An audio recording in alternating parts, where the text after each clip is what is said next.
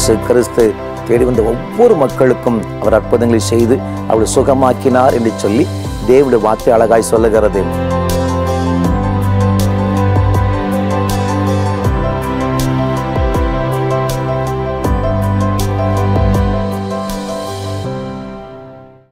பிரியமானவர்களே, இயேசு கிறிஸ்துவின் இனிதான நாமத்தில் என்னுடைய அன்பின் வாழ்த்துக்கள். இந்த சுகம் தரும் தேவன் நிகழ்ச்சியிலே உங்களை சந்திப்பதிலே நான் மிகுந்த மகிழ்ச்சி அடைகிறேன். இப்பொழுதும் உங்கள் சுகத்திற்காக, உங்கள் அற்புதத்திற்காக நான் ஜெபிப்பதற்கு முன்பாக நாம் இன்றைக்கி ஒரு நல்ல ஒரு சாட்சியை கேட்க போகிறோம். நான் தான் மீண்டும் உங்களுக்கு சொல்கிற காரியம் அதுதான். இந்த சாட்சிகளையெல்லாம் உங்களுக்கு முன்பாக நிறுத்துவதற்கு மிக முக்கியமான ஒரு காரியம், இந்த சாட்சிகள் மூலமாக தேவன் உங்கள் விசுவாசத்தை பலப்படுத்த விரும்புகிறார். இவர்களுக்கு அற்புதம் செய்த ஆண்டவர் உங்கள் வாழ்க்கையிலும் நிச்சயமாக இன்றைக்கு அற்புதத்தை செய்வார். உங்கள் பிரச்சனை எதுவாக இருந்தாலும், உங்கள் வியாதி எதுவாக இருந்தாலும் சரிதான், இயேசுவால் கூடாத காரியம் ஒன்றுமே கிடையாது. இவங்களுக்கு இவ்வளோ பெரிய அற்புதத்தை செய்த ஆண்டவர் உங்களுக்கு செய்ய மாட்டாரா? அதுதான் இன்றைக்கு இந்த சாட்சியை நீங்கள் முதல்ல கவனமாக கேட்கணும். நீங்கள் சாட்சியை கவனமாக கேட்டு ஜெப நேரத்தில் ஆண்டவரே இவர்களுக்கு இப்படிப்பட்ட அற்புதத்தை செய்த தேவன் எனக்கும் நீர் அற்புதத்தை செய்யும் என்று சொல்லி நீங்கள் ஜெபிக்கிற பொழுது நிச்சயமாகவே இயேசு இன்றைக்கு நீங்கள் எதிர்பார்க்குற சுகத்தையும் நீங்கள் எதிர்பார்க்குற அற்புதத்தையும் உங்களுக்கு ஆண்டவர் கொடுத்து அவர் உங்களை ஆசீர்வதிப்பார். ஆனால் முதலாவதாக நாம் இப்போ இந்த சாட்சியை கேட்க போகிறோம். இந்த சாட்சியை நீங்கள் கவனமாக கேட்க வேண்டும். சரியா? வாங்க சிஸ்டர், இயேசுவின் நாமத்தினால உங்களை நாங்கள் வாழ்த்தி வரவேற்கிறோம். சரியா? சரி, உங்கள் பேர் என்ன சிஸ்டர்? தேன்மொழி. தேன்மொழி, ரைட். எங்கேருந்து வரீங்க? ஆசாரிப்பழம் மெடிக்கல் காலேஜ், நாகர்கோவில். ஓ, ஆசாரிப்பழம் நாகர்கோவில் இருக்கிறீங்க. ரொம்ப சந்தோஷம். சரி, பிரதர் என்ன பண்ணுறாங்க? அவங்க வெளிநாட்டில் வேலை பார்த்துட்டு இப்போ உங்களோட இருக்கிறாங்களா? சரி, ரொம்ப சந்தோஷம். சரி, உங்கள் வாழ்க்கையில் என்ன பிரச்சனை இருந்துச்சு சிஸ்டர்? 26 வருஷமாக அஸ்தாவினால் கஷ்டப்பட்டேன். 26 வருஷமாக உங்களுக்கு அந்த அஸ்தாவி போராட்டம் இருந்துச்சு? ஆமாம். கல்யாணம் முடிஞ்சு 45ஆவது நாள் தொடங்கினது. ஓ, கல்யாணமாகி 45 நாள் இந்த போராட்டம் வந்துருச்சு? சரி, இந்த போராட்டம் தான் உங்களுக்கு என்ன செய்யும்? மனசுக்கு சரியில்லாமல் இருக்கேன், கையெல்லாம் கடிச்சு விடுவேன். ஓ, கையெல்லாம் நீங்களும் கடிச்சிருவீங்க? ஆமாம். அப்புறம் உறக்கம் இருக்காது, தூக்கம் வர மாட்டேங்குது. ஆமாம். லைட்டெல்லாம் போட்டுருந்தா தான் உறக்கம் வரும், எல்லாம் உறக்கம் வராது. குடும்பத்தில் பல பல பிரச்சனைகள். சரி, உங்கள் மனநிலைமை எப்படி இருந்துச்சு? மனநிலைமை எங்கேயும் ஓடிடணும், செத்துறணும், தற்கொலை பண்ணிடணும், அது தூக்கில் தொங்கிடணும், அப்படியெல்லாம் இருந்தது. ஓ, தூக்கில் தொங்கிடணும் அப்படிப்பட்ட இதாக இருந்துச்சு? அதில் தான் எங்கள் அம்மாட்ட சொல்லி எங்கள் அம்மா வந்தாங்க. சரி, ஒரு லெட்ரு போட்டேன், தற்கொலை பண்ணிடுவேன், கூட்டிகிட்டு போயிருங்க நீ. அதனால அம்மா விட்டு போனேன். ஓ, திருமணம் 45 நாள் இந்த பிரச்சனை உங்களுக்கு வந்துருச்சு? ஆனால் உங்கள் அம்மா கழுதி என்னை கூட்டிகிட்டு போய் நீ சொல்லிட்டீங்க? ஆமாம். ஓ, சரி, உங்கள் அம்மா உங்களை கூட்டிகிட்டு போயிட்டாங்க. ஆமாம். சரி, அதுக்கப்புறம் உங்கள் விடுதலைக்காக என்ன பண்ணாங்க? நிறைய இடத்துகளுக்கெல்லாம் போனோம். சரி, உங்கள் குடும்பத்தை அவங்கள கூட்டிகிட்டு போனாங்க? சரி சரி. அதிலலாம் ஒன்றும் சரியாகலை. ஒரு மந்திரவாதம் பார்க்கலன்னு சொல்லி மந்திரவாதம் பார்த்தாங்க. ஓ, மந்திரவாதத்தை கூப்பிட்டு போனாங்க. சரி. அங்கெல்லாம் அந்த வேலியெல்லாம் அமைச்சு கோழி அதெல்லாம் வெளியே கொடுத்தாங்க. கோழியெல்லாம் பலி செலுத்தினாங்க? பலி செலுத்தினாங்க. சரி. அப்போ நான் நினச்சேன் எப்படியும் நம்ம செத்து போவோம் இல்லையே அப்படின்னு நினச்சோம். ஓ, நீங்கள் அப்பவே அந்த பயந்தா இருந்துச்சு? ஆமாம், அப்படியே செத்து போவோம், நம்மளை எப்படியும் கொன்றுவான்னு நினச்ச மனசுக்குள்ள. சரி சரி. அது பிறகு வந்து எனக்கு ஒரு ஒன்றும் தெரியாது, ஏசப்பாயை பற்றி ஒன்றுமே தெரியாது. சரி. ஒரே ஒரு பாட்டு மட்டும் தெரியும். என்ன பாட்டு உங்களுக்கு தெரியும்? திருக்கரத்தால் தாங்கி என்னை. ஓ, திருச்சி தம்பல் நடத்தும். ஆமாம், அந்த பாட்டு உங்களுக்கு தெரியும்? ஆமாம். அவரு அங்கே மந்திரவாதி வெளியே கொடுக்க நான் அந்த ஒரு பாட்டை மாத்திரம் பாடினேன். ஓ, அவர் மந்திரவாதி செஞ்சுட்டு இருக்கும்போது இந்த பாட்டு ஒரு பாட்டை மாத்திரம் கண்ணை இருக்க முடிட்டு பாடிட்டே இருந்தேன். சரி சரி சரி. அது பிறகு அதுலேயும் விடுதலை கிடைச்ச மாதிரி இல்லை. அவங்களுக்கு விடுதலை கிடைக்கல? ஒரு இடத்துலையும் கிடைச்ச மாதிரி இல்லை, அப்பப்போ ஒரு மாதிரியெல்லாம் இருக்கும். சரி. என்ன செய்யணும் எனக்கே தெரியாது. சரி. பிரச்சனை வரும்போது உங்கள் குடும்ப வாழ்க்கை எப்படி இருந்துச்சு? சண்டையும் சச்சரவு மட்டும் தான் இருக்கும். எப்போ சண்டை சச்சரவு தான் இருக்கும்? ஆமாம். சரி, பிரதர் அப்பா வெளிநாட்டில் இருந்தாங்களா, வருவாங்களா? வெளிநாட்டிலேருந்து 10 நாள் 20 நாளே வருவாங்க. சரி. நாங்களும் வெளிநாட்டுக்கு போவோம். சரி. வெளிநாட்டு அங்கே போனோடனே நான் சொல்லுவேன் வீட்டுக்கு கொண்டு விடுங்கன்னு சொல்லுவேன். அங்கே சண்டை போட்டுருவீங்க? அங்கே சண்டை போட்டோடனே அதில் அங்கே ஒரு மாதம் நிற்பேன், அதில் இங்கே வர்றது. சரி சரி. இங்கேருந்து அங்கே போகிறது அப்படியா இருக்கும். எப்போ பார்த்தாலும் குடும்பத்துலேயும் உங்களுக்கும் பிரதருக்கும் போராட்டம் இருந்துகிட்டே இருந்துச்சு, சண்டை போராட்டம் இருந்துகிட்டே இருந்துச்சு, ஒரு சமாதானமாக இல்லை. சரி, இப்போ உங்களுக்கு எத்தனை குழந்தைகள் இருக்கிறாங்க? 3 பேர். 3 பேர் பிள்ளைகள் இருக்காங்களா? சரி, ரொம்ப சந்தோஷம். சரி, உங்களுக்கு எப்படி விடுதலை கிடச்சிச்சு? இங்கே திறப்பின் வாசல் ப்ரேயருக்கு 2015 வருஷம் வந்தேன். 2015 வந்தீங்களா? ஆமாம். சரி, எந்த மாதம் வந்தீங்க? நவம்பர் மாதம். நவம்பர் மாதம் வந்தீங்க. சரி. அப்போ நீங்கள் ப்ரேயர் பண்ணிட்டு இருக்கும்போது ஒரு ஆஸ்தாவிகளை விட்டு தற்கொலை தூண்டி கொண்டே இருக்கிறது, அவங்கள விட்டு என்னை போகிறது, அவங்களுக்கு இன்னும் விடுதலை கிடைக்கிறது அப்படி சொன்னீங்க. அப்போ நான் நம்பிக்கையோடு நமக்காக தான் இருக்கும் இது அப்படின்னு வச்சுட்டு நான் ப்ரேயர் பண்ணிகிட்டே இருந்தேன். நீங்கள் அப்போ ஜெபம் பண்ணிட்டீங்க? ஆமாம். சரி. அப்போ நீங்கள் சொன்னீங்க விடுதலை கிடைச்சுன்னா இங்கே வந்து சாட்சி சொல்லணும், கிடைச்ச அற்புதத்தை சொல்லாமல் இருக்கக்கூடாதுன்னு. அப்போ நான் சொல்ல இன்னைக்கு எனக்கு விடுதலை கிடைச்சுன்னா எப்படியா நான் கண்டிப்பாக போய் சொல்லுவேன்னு சொன்னேன். அப்படி மனசுக்குள்ளே ப்ரேயர் பண்ணிகிட்டே இருந்தேன். அப்போ என்ன அறியாமலே மேலேருந்து ஐஸ் மாதிரி குளிர்ந்த மாதிரி இருந்துச்சு. இந்த வெயிட்டான பாரம் நல்ல வெயிட்டாக இருக்கும், உடம்புல வெயிட்டாக இருக்கும். அந்த வெயிட்டெல்லாம் அப்படி லூஸ் மாதிரி மாறிச்சு. அதில் 2-3 ஆள் உள்ளால இருந்த மாதிரி இருக்கும். ஓ, அந்த ஜெர்மனுக்கு அப்புறம் அந்த பாரமே போயிடுச்சு. அந்த பாரமே லூஸ் ஆயிட்டு அந்த ஆட்கள் வெளியே போன மாதிரி உங்களுக்கு ஃபீலிங். எல்லாம் வெளியே போன மாதிரி. என்னால் கண்ட்ரோல் பண்ணவே முடியல, கீழே நிற்கவே முடியல. சரி சரி. அவன் நான் நினைச்சேன் இன்னும் சாட்சி சொல்லான்டான், அவன் சும்மா இருப்பான் அப்படின்னு நினைச்சேன். அதில் 3 நேரம் ஒரு குரல், மெல்லிய குரல் உங்க காதுல கேக்குது. கிடைச்ச அற்புதத்தை போய் சாட்சி சொல்லணும் சொன்னது என்னது, போய் சாட்சி சொல்லுவேன், எனக்கு விடுதலை கிடைச்சாக்கி சொல்லியிருந்தாலும் அதே போல சாட்சி சொல்லணும். அதுலதான் பிறகு நான் போய் சாட்சி சொன்னேன். யாரும் காலை பேச போய் சாட்சி சொல்லணும்னு சொல்லி 3 நேரம் வந்து இதுல லேசா காட்டு. 3 நேரம் வந்து சரி. அதுக்கு நீங்க வந்து சாட்சி கொடுத்துருக்கீங்க. ஆமா, நம்ம இவ்வளவு பெரிய இதுல ஸ்டேஜ்ல எல்லாம் சாட்சி சொல்லி பழக்கம் இல்லல்ல. அதனால நான் பயந்து அப்படியே நின்று எப்படி போறது. சரி சரி சரி. அப்புறம் அங்க மேல போன நேரம் ஒரு பயமோ ஒண்ணுமே இல்லையே. பயமே இல்ல. இப்ப உங்க நல்ல பூர்ண விடுதலை. ஆமா.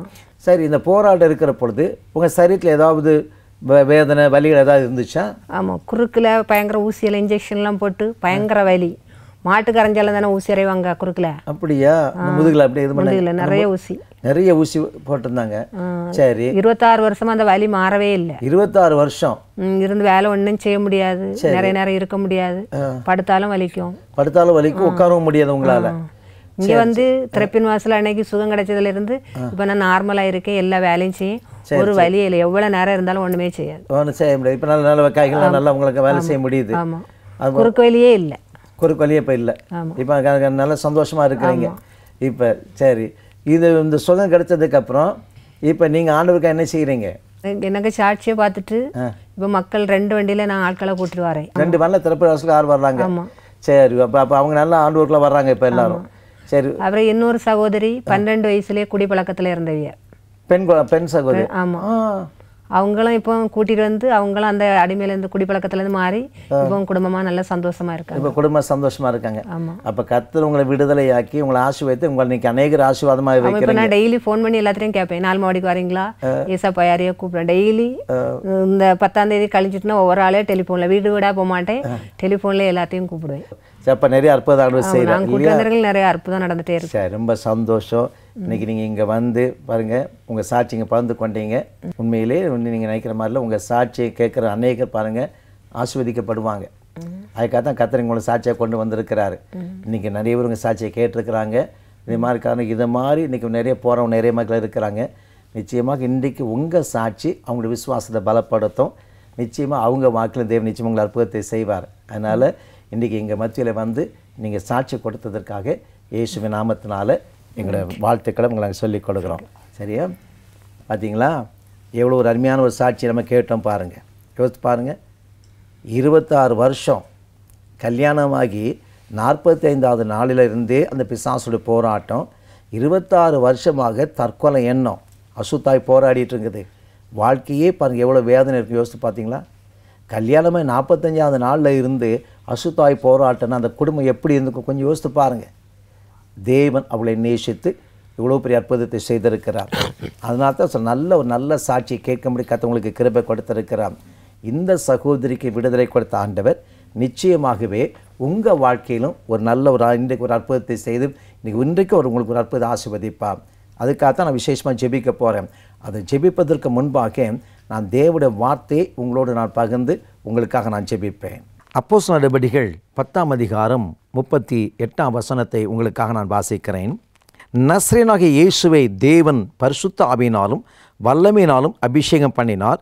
தேவன் அவரோடு கூட இருந்தபடியினால் அவர் நன்மை செய்கிறவராயும் பிசாசின் வல்லமையில் அகப்பட்ட யாவரையும் குணமாக்குறவராயும் சுற்றி திரிந்தார். எனக்கு அருமையானவர்களே, தேவனுடைய வார்த்தை அழகாய் சொல்லுது பாருங்கள். இயேசு கிறிஸ்துவை தேவன் பரிசுத்த ஆவியினால் நிரப்பி வைத்திருந்தார். எதற்காக? பிசாசுடைய வல்லமையிலே அகப்பட்ட யாவரும் விடுதலை செய்யும்படிக்கு, அவளை குணமாக்கும்படிக்கு. அந்த வாசம் நல்ல வாசம் பாருங்கள். பிசாசின் வல்லமையில் அகப்பட்ட யாவரையும் குணமாக்கும்படிக்கு என்று சொல்லி வேதம் அழகாக சொல்லுகிறது.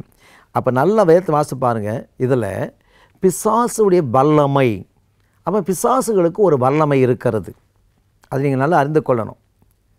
இன்றைக்கி நிறைய பேர் அதை அறிந்து கொள்ளலை. பிசாசுகளுக்கு ஒரு வல்லமை இருக்குது. ஏன்னா பிசாசு யார்? கொஞ்சம் யோசிச்சு பாருங்கள். அவன் தேவ சமூகத்திலேருந்து கீழே தள்ளப்பட்டவன். தன்னை பெருமைப்படுத்தின உயர்த்தின பொழுது தேவன் அவனை கீழே தள்ளுகிறான். அவன் பிசாசாக கிரியை செய்கிறான். அதனால் அவனுக்கு ஒரு வல்லமை இருக்கிறது. அந்த வல்லமை ஆண்டவருடைய 2ஆம் வருகையில் அவனுடைய வல்லமை அழிக்கப்பட போகிறது. அது வரைக்கும் தான் கொஞ்ச காலத்தில் அவனுக்கு அந்த தன் வல்லமையை பயன்படுத்தி இன்றைக்கி ஜனங்களை அவன் வேதனைப்படுத்தி கொண்டு இருக்கிறான். அதுதான் அநேகருடைய வாழ்க்கையில் பிசாசானவன் தன் வல்லமையை பயன்படுத்தி அவருடைய வாழ்க்கையிலே பிரச்சனைகளையும் போராட்டங்களையும் அலக்களிப்பையும் கொண்டு வந்து இன்றைக்கி அநேக குடும்பங்களை இன்றைக்கி அவன் வேதனைப்படுத்தி கொண்டு இருக்கிறான். இதை நீங்கள் அறிந்து கொள்ளணும். நல்லா யோசித்து பாருங்கள். அந்த சகோதரி சொன்ன வார்த்தை கேட்டிங்களா? எவ்வளோ வேதனை பாருங்கள். திருமணமாகி 45வது நாள் தான். 45 நாள்லேயே பார்த்து அந்த அசுத்தாவி இந்த மகளுக்குள்ளே வந்துருச்சு. அந்த அசுத்தாவி போராடி பாருங்கள், இப்போ சொல்ல 26 வருஷம். கொஞ்சம் யோசித்து பாருங்கள். ஆண்டவர் இயேசு கிறிஸ்து ஒரு ஜெப ஆலயத்தில் ஒரு கூனியான சகோதரி சந்திக்கும் பொழுது அந்த பிசாசு அவளை எவ்வளோ காலம் வேலைப்படுறாங்க? 18 வருஷம்தான். 18 வருஷம். ஆனால் இந்த அம்மா சொன்னாங்க 26 வருஷம் ஐயா. 26 வருஷம் அந்த அசுத்த ஆவி இந்த மகளை வேதனைப்படுத்தி இருக்குது. அவங்க சொன்னது கேட்டிங்களா? என்ன நடக்கும் தெரியாது. நான் நிறைய தனியாக பேசுங்க சொன்னாங்க. என் மனநிலைமை பாதிக்கப்பட்டுருச்சு. சில சமயம் பைத்தியம் பிடிச்ச மாதிரி ஆயிடுவாங்க. என்னை அறியாதபடி கையெல்லாம் கடிச்சிக்கிட்டே இருப்பேன். கையை கடிச்சிருவேன். பார்த்து அவ்வளோ போராட்டங்கள். திடீர்னு பார்த்தோன்னா சில ராத்திரி எப்போ பார்த்தாலும் வீட்டில் டியூப் லைட் போட்டால் தான் என்னால் படுத்து தூங்க முடியும். லைட் இல்லாமல் தூங்க முடியாது. அப்படி இரவு வந்தாலும் தற்கொலை பண்ணிடணும், செத்து போயிடணும், அப்படி தான் நினைவு வந்துக்கிட்டே இருக்கும். என்ன சொன்னாங்க. ஆனால் எனக்கு சந்தோஷமாகவே இருக்க முடியலை. திருமணமாக 45வது நாளில் அவங்க சொல்கிறாங்க, எங்கள் அம்மாவோட கழுதையில் கூட்டிகிட்டு போயிரு, இல்லைன்னா தற்கொலை அப்படி செத்துருவேன். அந்த ஆவி அவ்வளவு தூரம் போராடி கொண்டே இருந்தது. ஏன்னா அதுக்கு ஒரு வல்லமை இருக்குது. அந்த வல்லமை இருக்குது. அந்த வல்லமையை பயன்படுத்தி அவன் அநேகரை வேதனைப்படுத்தி கொண்டே இருக்கிறான். ஆனால் ஒன்றை நீங்கள் அறிந்து கொள்ளணும். பிசாசு யாரையும் சும்மா வேதனைப்படுத்தாது. அதுக்கு இடம் கொடுக்கிற பொழுது தான், அது இடம் கொடுக்கிற பொழுது தான் அதை பயன்படுத்தி விடுகிறது. இதை நீங்கள் நல்லா அறிந்து கொள்ள வேண்டிய காரியம். நான் நிறைய விட வாழ்க்கையில் பார்த்துக்கேன்னா நிறைய பேர் இந்த பிசாசு உபத்திரத்தில் இருக்கிறவங்க ஜெபிக்க வருவாங்க. ஜெபிக்க வருகிற பொழுது கர்த்தரே சொல்லிடுவார், ஏன் இந்த பிசாசு உண்ட போராடுது பாருங்கள். நான் முன்னால் சொன்ன சாட்சி தான். பார்த்திங்களா, கன்னியாகுமரி மாவட்டத்தில் ஒரு குடும்பத்துக்காக ஜெபிக்க கூட்டிகிட்டு போனாங்க. கூட்டிட்டு போனால் அந்த குடும்பத்தில் அவர் செய்த பிஸ்னஸ் லாஸு, அவருக்கு வியாதி, அவர் ஒய்ஃபுக்கு வியாதி, பிள்ளைகளுக்கு வியாதி, குடும்பமே பாதிக்கப்பட்டு போயிருந்துச்சு. பாருங்கள், இவ்வளோக்கு ஒரு திருச்சபையை சார்ந்த ஒரு சகோதரர், திருச்சார்ந்த சகோதரர் தான். அப்போ ஜெபிக்க போனால் அவர் சொல்கிறார், எனக்கு விரோதமாக பிலிசூனியம் பண்ணிட்டாங்க, அது பண்ணிட்டாங்க, இது பண்ணிட்டாங்கன்னு சொல்லி எல்லாரையும் குற்றப்படுத்திக்கிட்டே இருக்கிறார். சரி, நான் உங்களுக்கு ஜெபிக்கிறேன், இயேசு உங்களுக்கு விடுதலை கொடுப்பார், இந்த பிசாசும் போர்லாம் உங்களுக்கு விடுதலை கொடுப்பார், நீங்கள் பயப்படாதீங்க அப்படின்னு சொல்லி நான் ஜெபித்தா நடந்த காரியம் என்ன தெரியுமா? அவர் என்ன தப்பு செய்தால் ஆண்டு வெளிப்படுத்தி காட்டிட்டார். இந்த பிசாசு உனக்குள்ள வர்றதுக்கு காரணம் யாரும் பிலிசூனியம் பண்ணலை, அவன் பிசாசுக்கு இடம் கொடுத்தான், தான் வியாபாரம் ஆசீர்வாதமாக இருக்கணும் என்று சொல்லி அவனே நான் விரும்பாத அந்நிய காரியங்கள், இரத்த பலி செலுத்துறது, தேவையில்லாத கதை அவன் வீட்டுக்குள்ளே செய்தான். அவன் செய்த நிமித்தமாக அந்த பிசாசு இன்றைக்கு இந்த வீட்டுக்குள்ளே வந்துட்டான். அப்படி தெளிவாக என்கிட்ட பேசினார். நான் ஜெபத்தை நிறுத்திட்டு அவர்கிட்ட கேட்குறேன், நீங்களே இப்படி செய்திருக்கிறீங்களே பிரதர், நீங்கள் செய்திருன்னு கேட்ட உடனே அவர் பயந்து போயிட்டார். சொல்கிறார், ஆமாம், ஏன்னா நிறைய பேர் பொறாமப்பட்டாங்க, அந்த பொறாமை என்னை தொற்றக்கூடாதுங்கிறதுக்காக நான் இப்படி செய்துட்டேன். சில பேர் சொன்னாங்க இப்படி செஞ்சிரு, அதெல்லாம் ஒன்று செய்து சொன்னதுனால இப்படி செஞ்சிட்டேன்.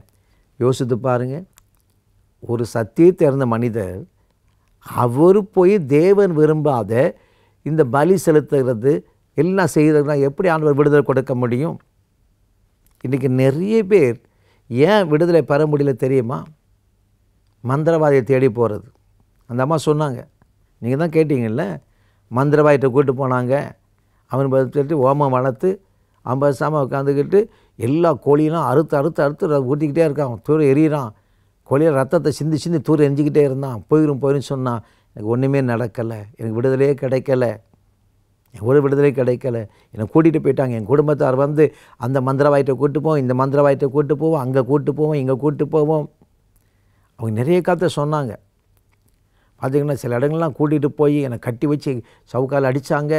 எவ்வளோ கதையெல்லாம் சொன்னாங்க அவங்க. யோசித்து பாருங்கள், இன்றைக்கி அநேகர் செய்கிற தவறு என்ன கேட்டிங்கன்னா, ஒரு போராட்டம், பிசாசு போராட்டம் வந்துருச்சுன்னா எதனால் வந்திருக்குது அதை ஆராய்ந்து பார்க்குறதே கிடையாது. அதனால் நம்ம என்ன தப்பு செய்யணும் அதை நினச்சி பார்க்க மாட்டோம். உடனே அவர் செஞ்சிட்டாரு, இவர் செஞ்சிட்டாரு என்று சொல்லிவிட்டு அதுக்கு எங்கே பரிகாரம் தேடி போடலாம் யோசித்து பாருங்கள். கொஞ்சம் யோசித்து பாருங்கள். ஒரு மந்திரவாதி உங்களை எப்படி விடுதலை ஆக்க போகிறான்? அவன் ஒரு பிசாசை பிடிச்சி ஏவுவான். அவன் ஒரு பிசாசான இது கிரியை தான் வச்சுக்கிட்டு இருக்கிறான். அவன் இன்னொரு பிசாசை கொண்டு வந்து உங்களை விடுதலை ஆக்கன்னு சொல்லுவான். யோசித்து பாருங்கள். அந்த பிசாசு உங்களுக்கு இருக்க பிசாசுக்கு வல்லமை குறைஞ்சிருந்துச்சா அது ஒன்றும் செய்ய முடியாது. அதனால யோசித்து பார்க்கணும். அவன் எதை வச்சு பிசாசை துரத்துறான்? அவன் இன்னொரு பிசாசுவை துரத்துறான். அது முடியுமா? அப்போ அதை விட இன்னொரு பெரிய பிசாசு மீண்டும் உங்களை தாக்கத்தானே செய்யும். அப்போ மந்திரவாதிகள் செய்கிற காரியமே அதுதான். நிறைய இந்த தாயத்தை கட்டு, கயிறை கட்டு, இல்லை அங்கே பலி செலுத்து, இங்கே பலி செலுத்து. இது ஏமாற்று வேலை. இதெல்லாம் நம்மளை ஏமாற்றுகிற காரியம். நீங்கள் பலி செலுத்துறதுனாலையோ, தாயத்தை கட்டுறதுனாலையோ, கயிறு கட்டுறதுனாலையோ உனக்கு விடுதலை கிடைக்கவே கிடைக்காது. உங்களுக்கு விடுதலை வேண்டுமானால் ஒரே ஒரு வழி, இயேசு கிறிஸ்து ஒருவர் தான். அவர் தான் பிசாசுடைய கிரியைகளை அழித்த தேவகுமாரன். அவர்கிட்ட வந்தால் போதும், அற்புதமான சுகத்தை ஆண்டவர் கொடுத்துருவார், விடுதலை கொடுத்துருவார். இந்த சகோதரி சொன்னாங்க, எல்லா இடத்துக்கும் கூப்பிட்டு போனாங்க. ஐயா மந்திரவாதம் பண்ணோம், அது பண்ணோம், எல்லாம் பண்ணோம், ஒன்றுமே நடக்கலை. அந்த பிசாசு வந்ததுன்னா அவங்களே சொல்கிறாங்க, பார்த்தீங்களா முதுகில் பயங்கரமான வலி, இந்த கையை மடக்க முடியாதான், பல வியாதியை சொன்னாங்க. அவ்வளோ பிரச்சனை, போராட்டம் இருந்துச்சு. ஆனால் அவங்க சொன்னாங்க, கடைசியில் நாங்கள் இங்கே 4 மாவடிக்கு வந்தோம் ஐயா. இங்கே வந்து ஒரு கூட்டத்தில் திறப்பின் வாசலில் பங்கெடுக்கணுட்டு வந்திருந்தோம். யாரோ சொன்னாங்க இங்கே போவோம்னு சொல்லிவிட்டு, நான் கடைசியில் இங்கே திறப்பின் வாசலுக்கு வந்திருந்தோம். அந்த நாளில் நீங்கள் செய்தி கொடுத்தீங்க. நீங்கள் செய்தி கொடுத்து நீங்கள் ஜெப நேரத்தில் கர்த்தர் உங்கள் மூலம் பேசினார். ஒரு சகோதரி இப்படி வந்திருக்க, நான் அந்த விடுதலையாக்கம் சொல்லுகிற பொழுது அவங்க சொன்னாங்க, பார்த்தீங்களா நான் கேட்டேன், இயேசுவே எனக்கு விடுதலை தாரும், நான் ஜெபம் பண்ணேன். நான் ஜெபம் பண்ண பொழுது ஒரு வல்லமை எனக்குள்ளே இறங்குச்சு.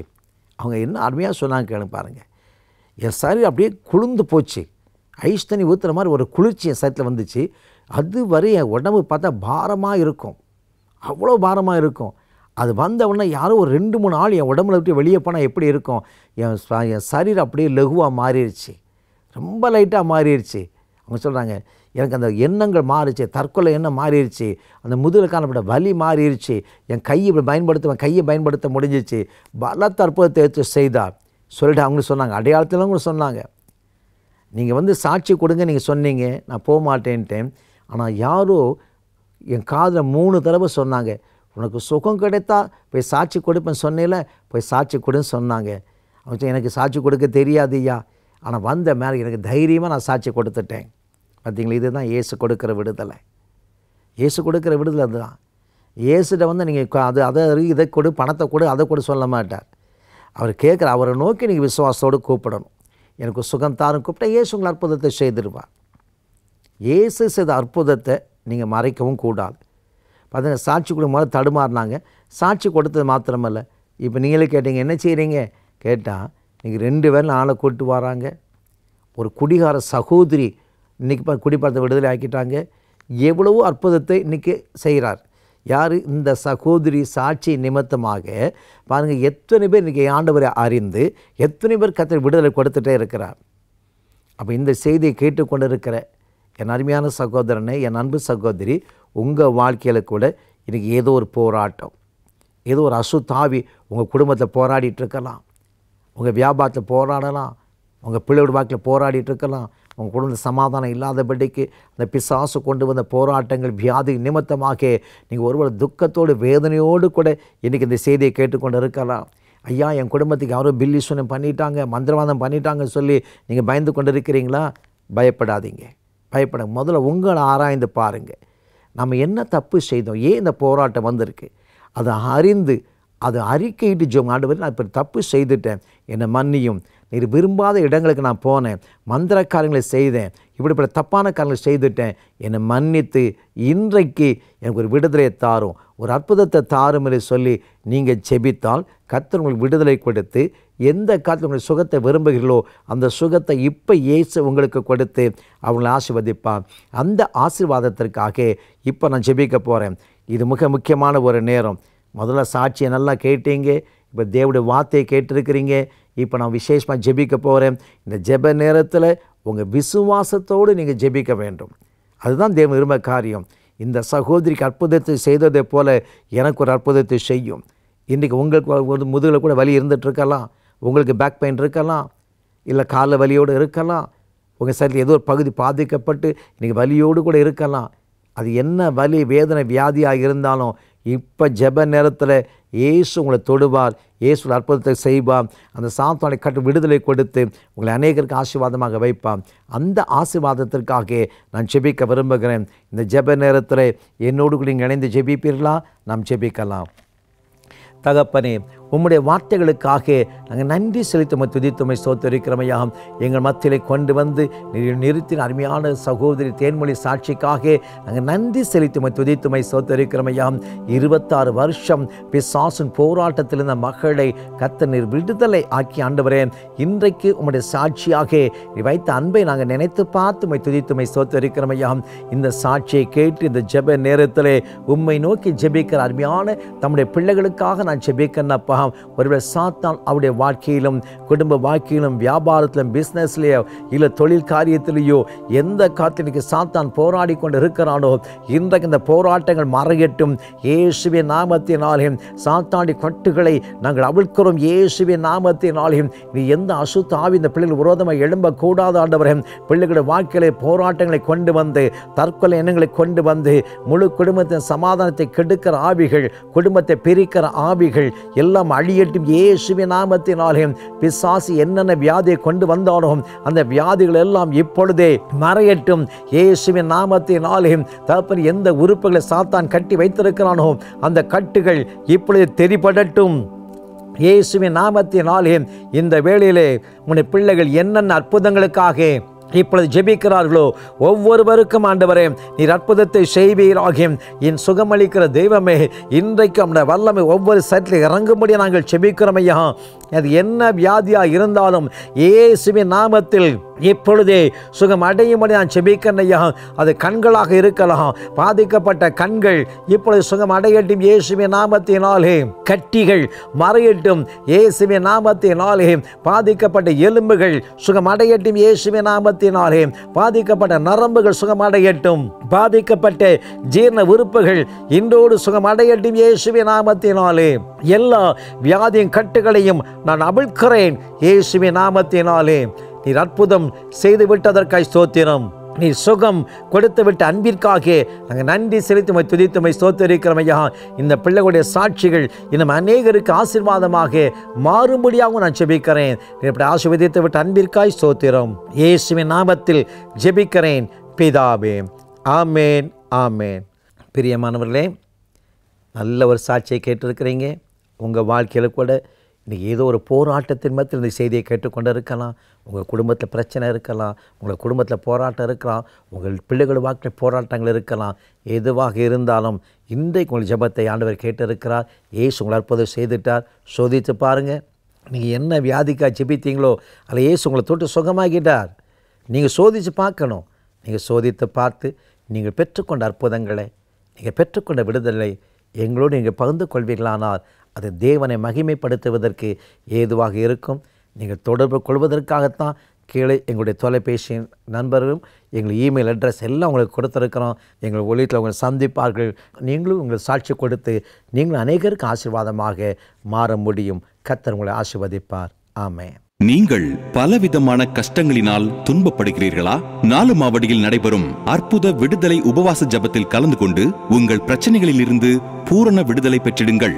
ஒவ்வொரு வாரமும் வியாழக்கிழமை தோறும் காலை 11 மணி முதல் பிற்பகல் 3 மணி வரை இந்த சிறப்பு உபவாச ஜெபம் குரும்பூர் ரயில் நிலையம் எதிரில் அமைந்துள்ள 4 மாவடி தேவனுடைய கூடார வளாகத்தில் நடைபெறும். அனைவரும் வாரீர். இந்த கூட்டத்தில் வியாதியஸ்தர்களுக்காக சிறப்பு ஜெபம் ஏறெடுக்கப்படும். இயேசு கிறிஸ்து அருளும் விடுதலை வாழ்வை அனுபவித்து செல்லுங்கள். தொடர்பு கொள்ள வேண்டிய தொலைபேசி எண் 0463122022. 4 மாவடி தேவனுடைய கூடாரத்தில் வாலிபர் தலைமைத்துவ பயிற்சி முகாம் சேனை 2017 ஆகஸ்ட் 11ஆம் தேதி காலை 9 மணி முதல் 13ஆம் தேதி மாலை 4 மணி வரை நடைபெறும். செய்தியாளர்கள் சகோதரர் மோகன் சி லாசரஸ், சகோதரர் ஏ அப்பாதுரை, சகோதரர் சாம் ஜெபராஜ். 17 வயது முதல் 35 வயது வரை உள்ள ரட்சிக்கப்பட்ட வாலிபர்கள் மட்டும் இப்பயிற்சி முகாமில் கலந்து கொள்ளலாம். இதற்கான விண்ணப்ப படிவம் எல்லா இயேசு விடுவிக்கிறார் கிளை அலுவலகங்களிலும் கிடைக்கும். www.youthworld.in என்ற இணையதளத்திலும் பதிவு செய்யலாம். பதிவு கட்டணம் ரூபாய் 150 மட்டுமே. பதிவு செய்ய வேண்டிய கடைசி நாள் ஜூலை 10ஆம் தேதி. தொடர்புக்கு 4 மாவடி 0439220022, சென்னை 9442288515, கோவை 9750955549, மதுரை 7598155502, திருச்சி 9442285515. கர்நாடகா மாநிலம் பெங்களூருவில் இயேசு விடுவிக்கிறார் ஊழியங்கள் நடத்தும் திறப்பின் வாசல் உபவாச ஜெபம் ஜூன் மாதம் 17ஆம் தேதி காலை 10 மணி முதல் மாலை 3 மணி வரை நடைபெறும். இடம் வரதாச்சார் கலா மண்டபம், நட்ராஜ் தியேட்டர் பின்புறம், சேஷாத்ரிபுரம், பெங்களூரு. சகோதரி ஜாய்ஸ் லாசரஸ் அவர்கள் தேவ செய்தி அளித்து உங்கள் ஆசீர்வாதத்திற்காக ஜெபிப்பார்கள். கர்நாடக மாநிலத்தின் ஆசீர்வாதத்திற்காக திறப்பிலே நின்று ஜெபிக்க வாருங்கள். தொடர்புக்கு 9980010756 9632814414.